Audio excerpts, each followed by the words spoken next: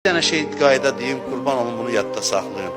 Harda əlindən bir şey çıxdı, harda istədin əlin bir şeye çatmadı, yönəl Allaha, bil ki o sənə bu saat nəvaziş eləyir.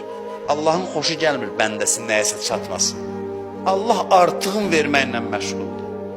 Artığın verməklə məşğuldur.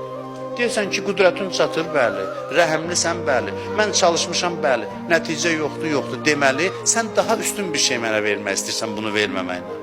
Daha artıq bir şey vermək istəyirsən. Kim ora diqqət eləsə, onda həsrətini çəkməyəcək. Deyəcək, belə dünəndən olmasın. Nədənsə məhrum olanda, nəsə əlüzdən çıxanda, nəyəsə çatmayanda yas qurub qəmli statuslar paylaşmayın. Deyin ki, Allah mənə bundan artığını vermək istəyir. Allah bundan üstünlüğü vermək istəyir. Daha üstün bir şey vermək istəyir. O demək deyil çalışma. Məqsədin üçün çalış. Əlindən gələni elə, ruhdan düşmə nəticəyə görə. Ne zaman çatmadınsa baxdın, eşidirəm səsi. Sən bu saat məni sığallayırsan, mənə ürəkdirək verəcəksən ki, şimdi narahat olmayıb, vermədimsə bir məsləhət var. Sənə artıq şey verəcəm. Dünya üçün çalış. Nə əlüvə çatmasa, bil ki ondan artığın verəcək.